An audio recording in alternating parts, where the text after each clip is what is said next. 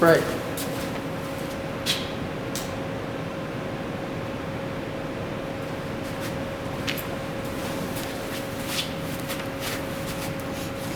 Okay. Just because I sold out doesn't mean I'm not going to drink on the show anymore.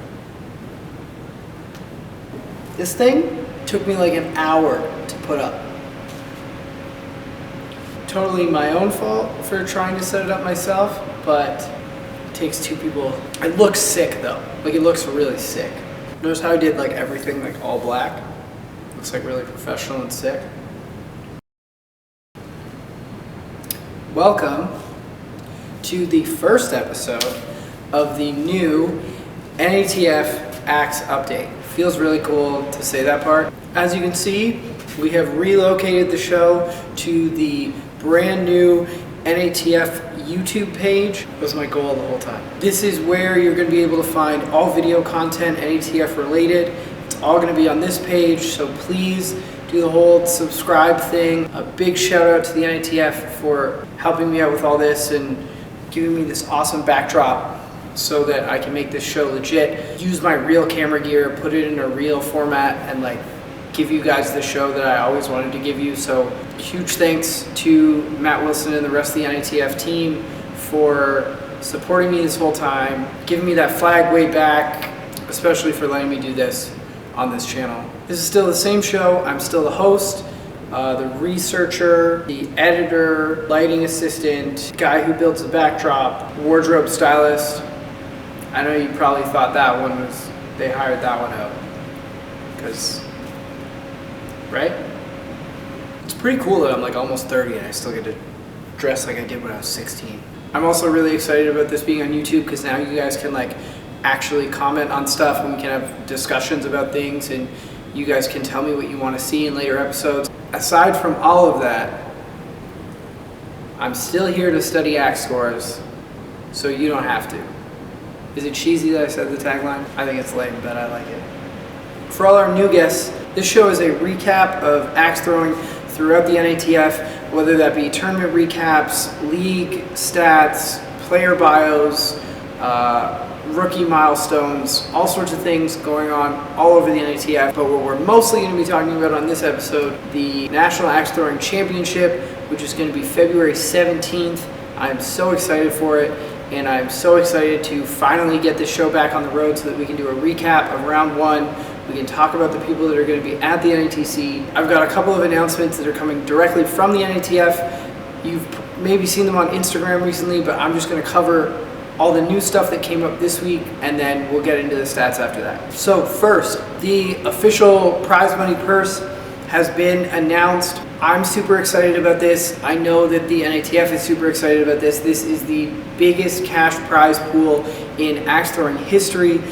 The total prize purse is $20,000. That's going to be split between prizes from first place to 12th place. Champion will receive $10,000 and get their name etched into the Wilson Cup. Second place is going to get $3,500.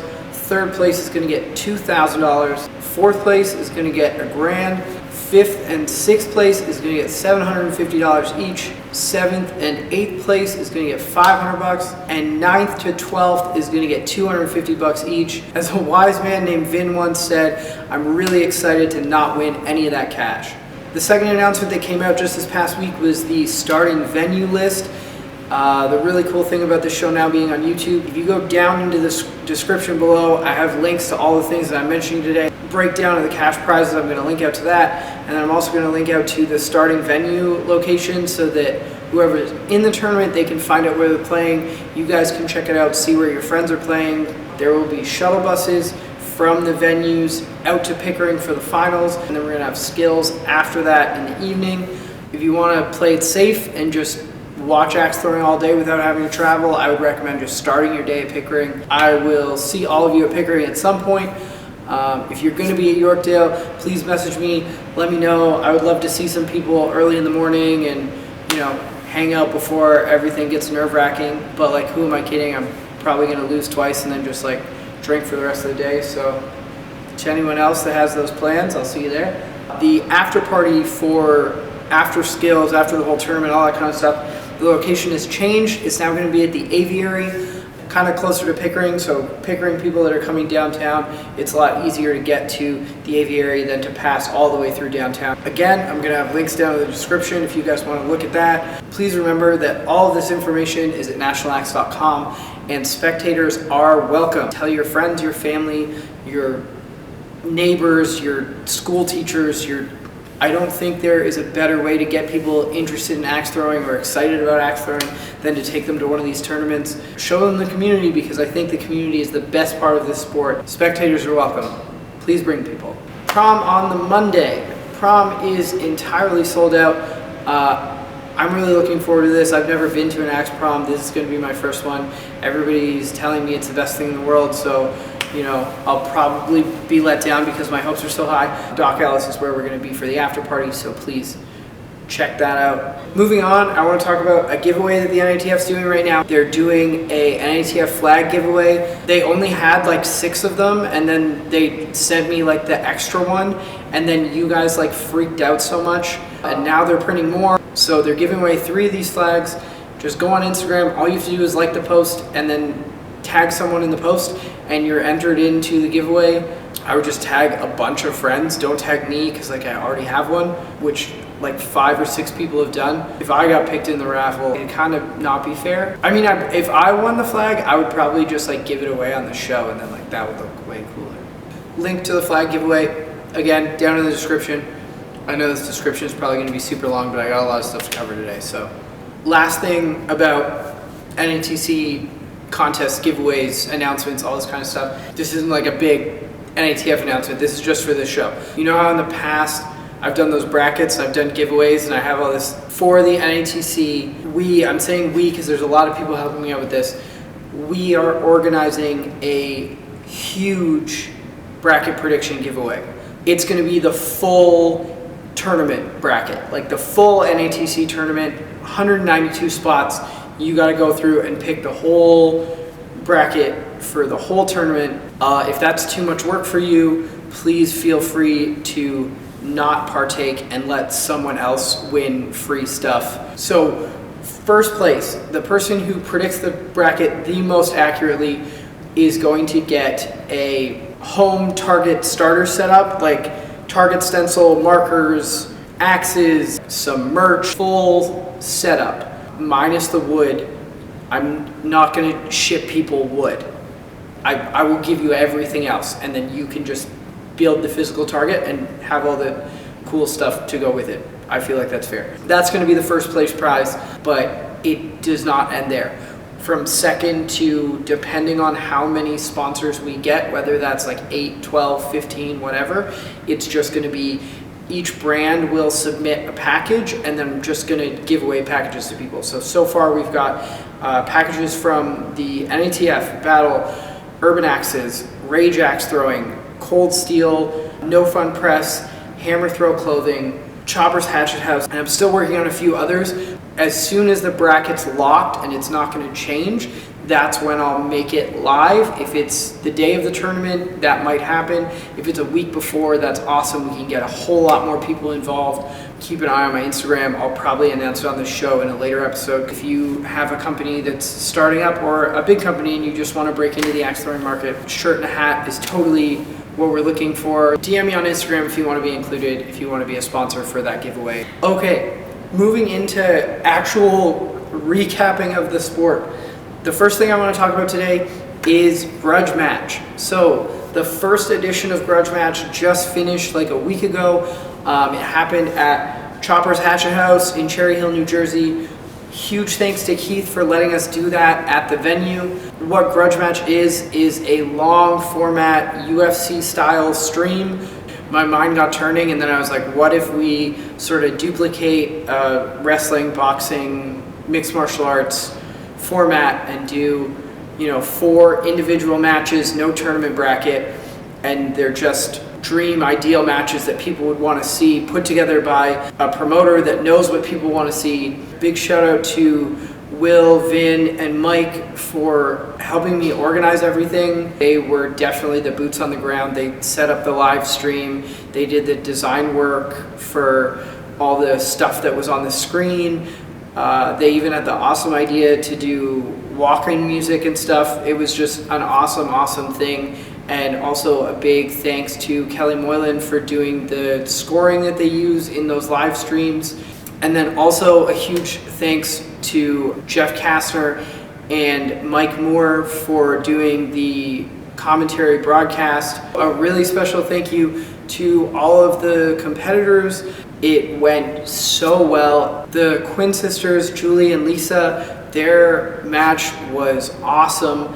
They went all 3 sets. There was a bunch of clutches, a bunch of big acts. It was just such an exciting match to open up the event, and it really showed off the grudge match format right out of the gates. It was really tense by the end of it, and I was so happy with how that went. So to Julie and Lisa, thank you so much for being a part of that. It really set the pace early, and then the pace held even beyond that. I was kind of worried that we were gonna have this really awesome match and then it was gonna be like a couple of blowouts, but that did not happen at all. The second match between Vin from Urban Axes and Elliot from Choppers, that was the 2 wildcard winners from Philadelphia.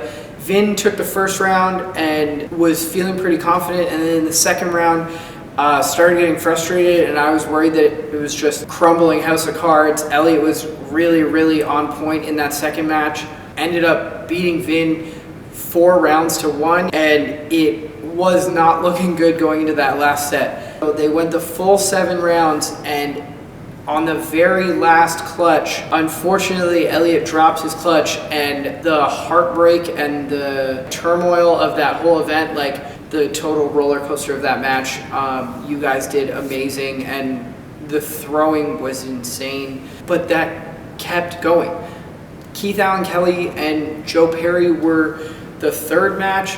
They were the 2 most recent Choppers champions for their leagues. Keith only plays in 1 league a week, and Joe's playing in like 2 or 3 leagues a week. They're both at a similar average, but honestly for me, I figured with Joe playing so often, he would just have so much more practice and he would go in there and just dominate. But that first match really showed how strong of a thrower Keith is. Right through 7 rounds, they went to Big Axe, and then Joe hit this awesome Big Axe clutch, closed out that first set, moved on to the second set. Keith took the second set, 7 rounds, Big Axe finish, Keith wins that one. So we're looking totally even going to the third set. And then in the third set, we went 7 rounds again. It ended with Keith hitting a clutch, Joe missing his last clutch. Again, was so amazed by the level of competition, the back and forth nature. All 3 of those opening matches go all 3 sets, go to 7 rounds in each set. Like,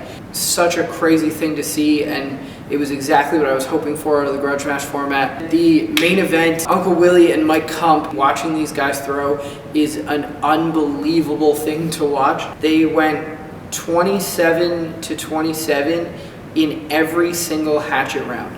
I have never seen that before. All 4 bullseyes clutch Big Axe on every single round, and then Big Axe would decide the round. I know that there's been a lot of tournaments where there's a lot of Big Axe, but I have never seen perfect hatchet rounds to Big Axe for the entirety of a matchup. Even though the matchup didn't go as long round-wise, I think it was the longest match time-wise, just because of how much Big Axe there was.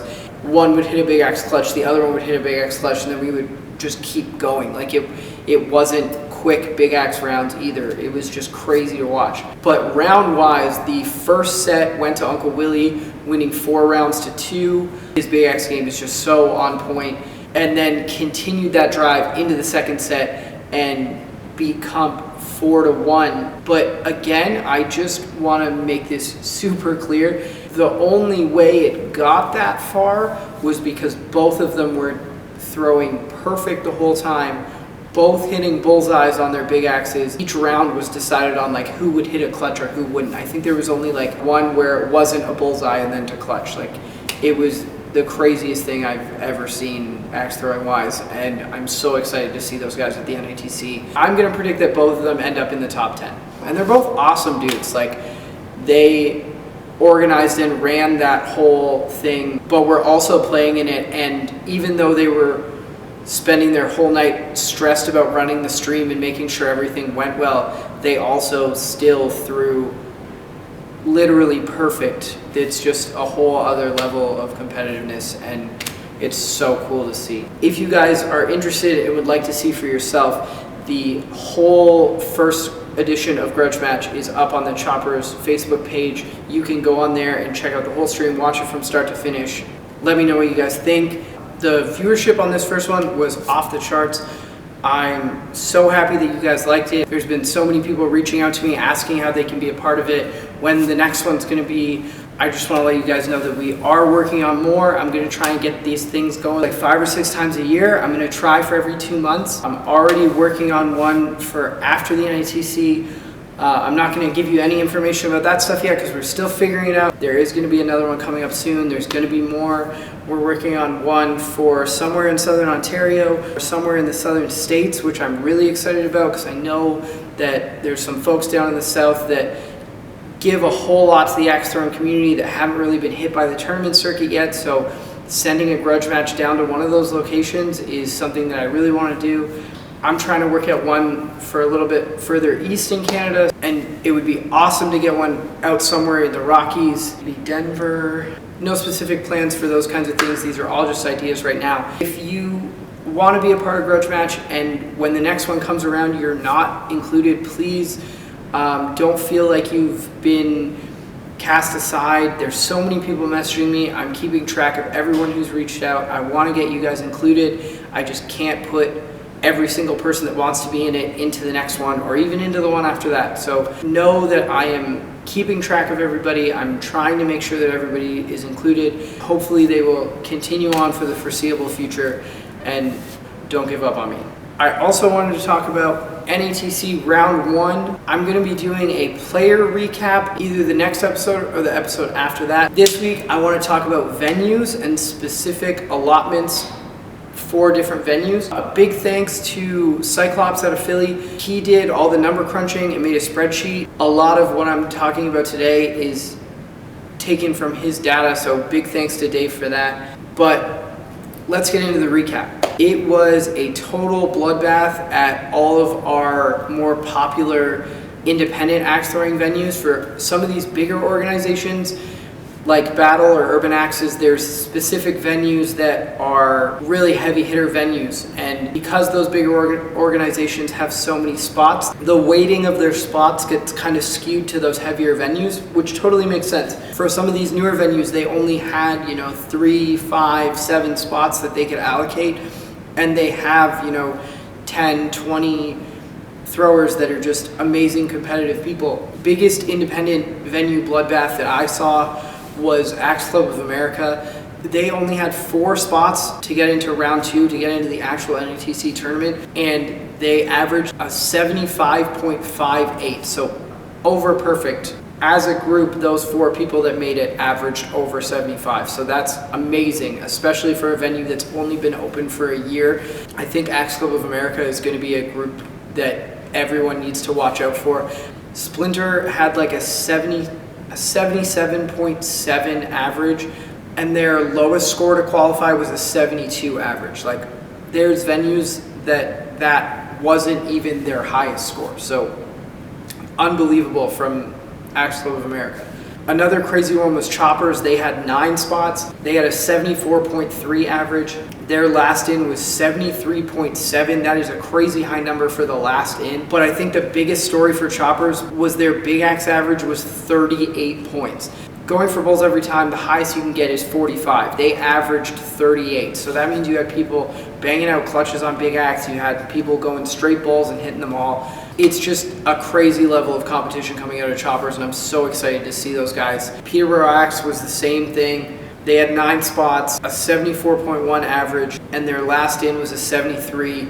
Just a crazy score. Riot Axe was similar as well. They only had 5 spots, averaged a 71.2, and their last in was a 69.3. Those 4 groups were As much as there's a few of those venues that I would love to throw at, I'm really glad that they're not my home venue, because those scores are crazy and I don't know how anyone could handle that level of stress. Congrats to those who made it. To those who didn't, do not feel bad. You all are amazing throwers. Like, don't discredit yourself if you didn't make it to the NATC. I'm sure as your venue grows and you get more spots in the future, there will be a place for you. Please come out, hang out. You guys are awesome. I also wanted to talk about some new venues that we're going to be seeing representation from at the NATC. The first one is Rage Academy. They got 2 spots, Max Machado and Bear. Bear is a new thrower to the axe throwing community, but was the wild card winner at Rage. Those 2 guys threw a 73.3 average. Insane, great performance. Can't wait to see you guys at the tournament. LA Axe got 3 spots with a 71.3 average. Detroit Axe got 3 spots with a 69.9 average. Valhalla had 5 spots with a 69.8 average. Forged had 2 spots with a 68.5 average. True North got 10 spots. Their leagues are growing really fast. I know they just opened a second location down in Utah. Their average for their venue was 66.9. Really excited to meet some of the True North people if they can make it out to the tournament. Northern Experts, our friends to the north, they got 3 spots with an average of a 60.3, and Half Axe got 2 spots with an average of 53. I just want to say to all these new venues, welcome to the tournament. I'm so happy for all the people who made it. This is a great community and we're so happy to have you in it.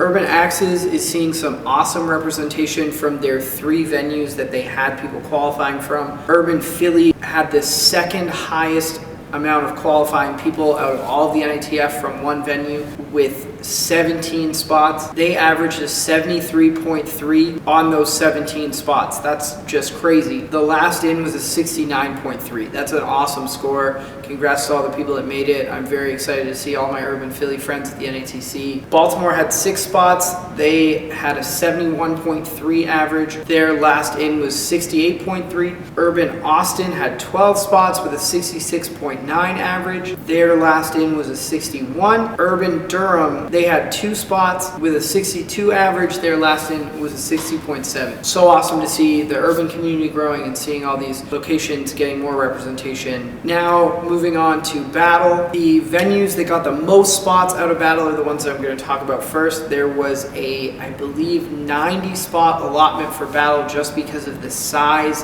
of our league pool. 18 of those 90 spots came from London. They had a 73.3 average out of those 18 people. That's a crazy score. Pickering had 15 spots with a 73.1 average. Kitchener had 13 spots with a 73.7 average. Villiers, 12 spots, 73.2 average. Yorkdale had 11 spots with a 71.97 average. I guess I could have rounded that up to 2. But I'm not going to give it to you, Julio. And between those 5 venues, you're looking at 69 qualifying spots out of Battle's 90 spots. That's 70% of Battle's allotment going to just those 5 venues. That is crazy. That's 36% of the tournament coming from those 5 venues. But the venues that had a smaller allotment were still showing up in the numbers. Battle Niagara had the highest average out of Battle behind Galleria. Niagara's average was a 74.46 for their 3 spots. Galleria had the highest average in Battle with a 75.95. 2 people threw an 81 average on their qualifier. That was Stefan and Starling. There was only one other person in all of the NATF that threw an 81 average, and that was Gilf out of Calgary. Calgary also was super impressive. They got 7 spots with a 72.9 average. Aside from that, I just want to say Starling, Stefan, Gilf, like, that's amazing. I don't even know how somebody throws 381s under the stress that the qualifiers were. Even just to go in being like, oh, I'm gonna throw an 81 once is nuts. To Starling and Stefan, I'll see you at League on Monday. Take it easy on me. I love you guys. Like, I already lost to Starling. Stefan was away the first week that I was there. I'm sure he's gonna kick my ass. Like, it was fine. But back to it. Next on the list, Battle Hamilton, which I may or may not be filming this episode in right now, got 3 spots with a 72.9 average and one of the highest last in with a 72.33. Somebody that you guys all know was the first place qualifier in Hamilton. I don't remember the name right now. They make a YouTube show on the NATF's YouTube channel. Moving on, Battle Ottawa, 9 spots, 72.44 average. That is a crazy number of spots because I know that Battle Ottawa, like, they have a good number of leagues, but they're not like a huge league venue. They're not like a London or a Villiers. For 9 people out of Ottawa to qualify, that's super awesome for them. Congrats to all you. And Battle Chicago, 1 person out of Battle Chicago qualified. His name is Franco. I know there probably isn't a whole lot of people that have heard that name, but if you were at Central Regionals in Detroit, at Detroit Acts, this dude was on fire. I didn't know who he was. I don't think many people knew who he was. He was pretty quiet the whole day. Super nice guy when I ended up talking to him later in the day, but just lit people up. This is one of those people that I think might be a sleeper for the tournament. You've heard of him now. He's unreal. Watch out for him. And that is the round 1 recap based on venue. Like I said before, I'm going to be talking about specific throwers later on the next episode. But for now, I have something that I haven't done for a little while because I took a little bit of a hiatus while I figured all this out. And that is our new to the promised land segment. I'm going to try and do a quick catch up on all the people that have hit 81s since like December 12th. Like wasn't it like Winter League in December 12th? Like, how are there this many people that have, just the other night at Peterborough Axe Club, there's a guy named Craig Earhart on his first night of league ever. Like, it's his first league, and on his first night of that league, he hit an 81. I know a lot of people saw that video. I would just like a little more information about that. I'm really stoked for Craig, but like 1 or 2 people I heard about that hit their first 81 by like their last week of their first league. I think Nico out of Detroit did that. Correct me if I'm wrong, Nico, or don't. Like, let people believe that about you. It sounds pretty badass. Was he like a professional knife thrower before he came to Axe? Did he like throw tomahawks for like a decade before he did like, let's not just be like, oh, somebody showed up for their first league night and they just lit it up. I saw the video of that guy throwing. He's definitely thrown before. So congrats to Craig, but like Peterborough Axe Club, give me the real info so I can share it with everybody. I figured it out. He was one of those little kids that you guys had with your little youth league, but you like put a bunch of steroids in him. D-Word from True North Lethbridge has hit 481s, and they've all been this season. Like, his first 81 was this season. He's hit 3 more. That is a huge accomplishment. If you are going to be at NATC's, I want to have a rookie match. I'm challenging you right now on the show. So we could like live stream it, and I'll probably lose because I'm throwing like trash right now. Whit from Troppers hit his first 81 in like the second last week of league in December.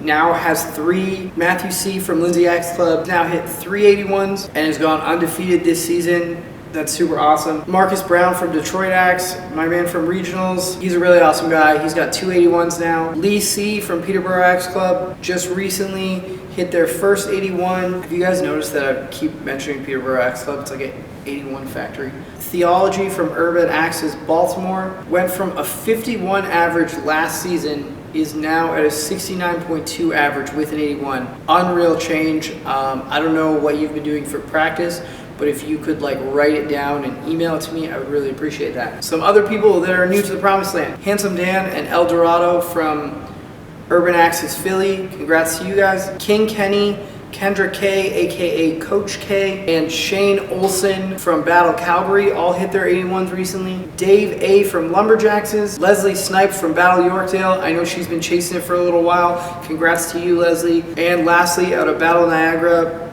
Legs and my man Belly. I really thought I was going to see Belly's first 81 at the end of last season. We were in the same Monday league and he was so close. I'm so happy for him. Congrats, buddy. That wraps up our new to the promised land segment. I just want to say this is pretty much the show. Things to come on the show. We're going to be doing stat updates, more event announcements. There's going to be a lot more stuff leading up to the NATC about that tournament. I'm also going to be doing prize giveaways, all sorts of stuff. Big thanks to Woodhouse Brewing for being my favorite beer. This isn't a product placement. I wish it was. Holler at me if you want it to be Woodhouse. Let me know. I need to wrap this thing up. This week's throw of the week is from Kevin Moravec. He made a Rube Goldberg machine that is an axe throwing target. I can't really explain it, so I'm just going to throw you guys to the video here. Throwing cleavers makes me thirsty. I need a tall boy.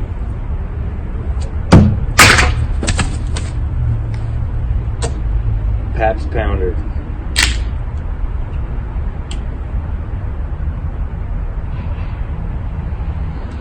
Fuck yeah. That is hilarious. I've watched it like 30 times. You can check out Kevin's YouTube channel. I put a link down in the description. He's actually built some other versions of this thing. Like there's one that he had on there that launched a beer like 80 feet or something. It's a hilarious video. I linked that one down in the description so you can just start with that one and look at his other throwing videos. Anyways, super awesome video. Really excited to have it in the show. And that is it for this week's show. Thank you so much for tuning in. Thank you so much to the NATF for having me on their channel, for giving me this awesome backdrop, and for supporting me with this show. The axe throwing community is a wonderful place, and I'm so happy that this show gets to continue in a bigger and better format. Leave me some comments. Feel free to subscribe. Thanks again for tuning in, and have a good one. Oh my God, that took so long. This episode's gonna be like a half hour. I'll probably cut out a bunch of stupid. Bye.